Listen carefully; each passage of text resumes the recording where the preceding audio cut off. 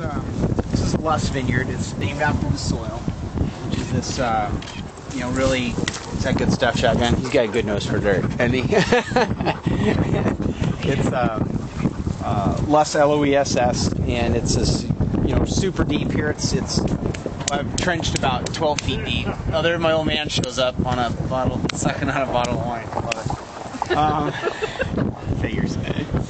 But super deep, really well drained, just kind of bottomless rooting depth. So we planted this in 2002. It's the latest planted of our 3 state vineyards, being Seven Hills, Mill Creek Uplands, and Luss. So it's just been a really cool spring. It's one of the coolest Marches I remember, which is fine. We can catch up in no time. Honestly, wouldn't mind seeing a little bit later harvest for once. But it's been pretty early lately. So right now the only thing we have left to do in our blocks is uncover our burial canes. So every year, this is kind of our winter insurance program. We bury canes every year that we can, if we did have bud damage, we can either train these in a guillo, or if we had trunk damage, we could actually replace trunks with them. So we spend a lot of money doing this every fall, but it's really critical in terms of ensuring fruit production. Did you do it in 04?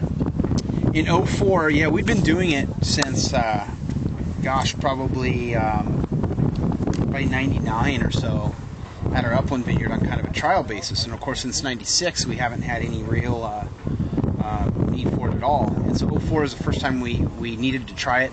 We did really great in 04. Even our upland, we didn't need them, but in our Merlot, we did.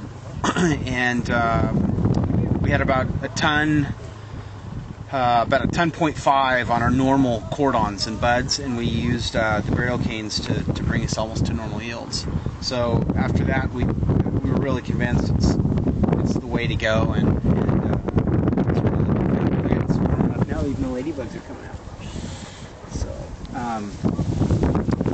so it's most years we don't need it. Like this year, we have absolutely zero bud damage. Things look really good, and so these just get cut back to a spur that's down here, and that spur gets left with 2 buds, so we'll retrain 2 shoots up on the drip wire so it stays out of the fruit zone, so we're not causing excess shading, and then gets redone all over again. So it's a lot of work for naught, but the one out of every 6 or 7 years we need it, we've got those extra buds to keep things rolling. So how many acres do you have here? What's that in? How many acres? Luss Vineyard is 28 acres. We keep about 10 for Leonetti, and the rest goes to a few clients. It goes to Pepperbridge, LaCole, Long Shadows, Waters,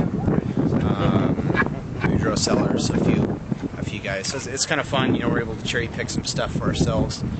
This is the first vineyard we've planted just some different clonal material. So we've got 4 different clones of Cab, 3 of Merlot, 2 different Petit Verdot clones, and then we've got a little bit of Syrah that we sell. And Dr. Waters Winery is doing a vineyard designate with it. Really nice job. He's going to for John Duval for his Long Shadows Syrah for sequel. So. What clones you use for Cab? You see, this burial cane I pulled out, it's actually got a shootout. So down close to the ground, they get moving quicker than the others. We've got a few, and within those we got some rootstock trials. And the reason for that isn't so much.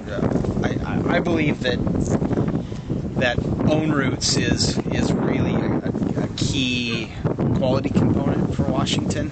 I think we can get kind of old vine character early because we're unrooted, but we're doing it just in case we ever do get phylloxera. We're used to managing rootstocks. We know how to irrigate them.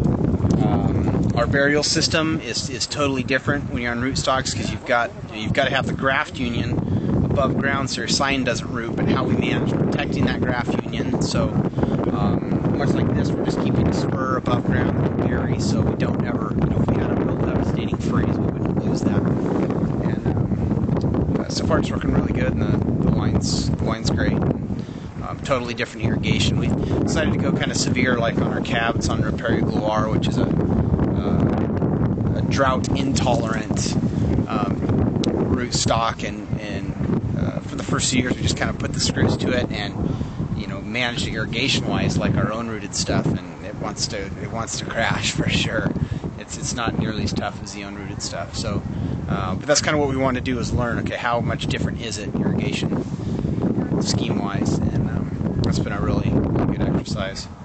And then Merlot, let's see, what clones are we in Merlot? We're 1, 3, and 15, and a few different, some on some 3309, some Riparian Gloire, and some 5C.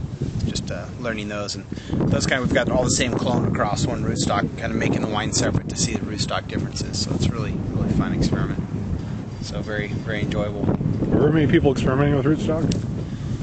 Not too many that I'm aware of. I know there's a few new plantings I think going in. There's just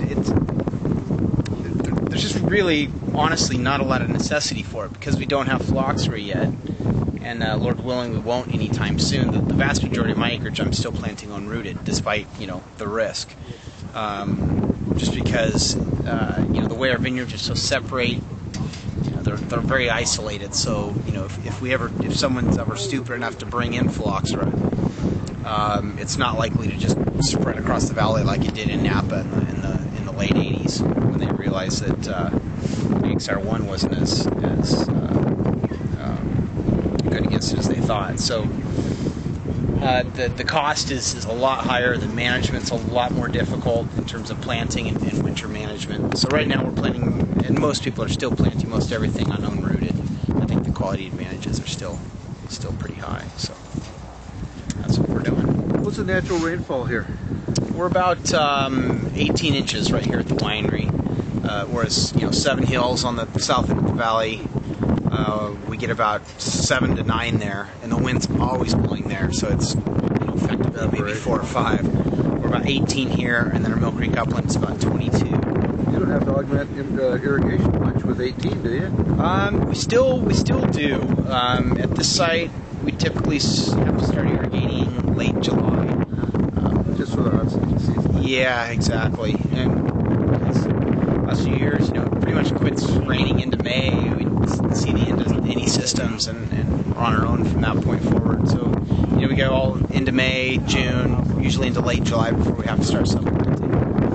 And part of that too is also managing just for soil biology. It's not just for the vines. Yeah. But so that's real critical component here. Our upland vineyard, we can almost get away without irrigating in some years. Yeah. Is this less soil? Yes. Yep. And that's why we decided to name the vineyard after it. Really deep. Of course, yeah. And it even hasn't rained for a few days, but you can see it's even. So this is pretty wet. This is saturated soil, and you can still squeeze it as tight as you can, and it balls, but then it breaks. It's just very friable soil.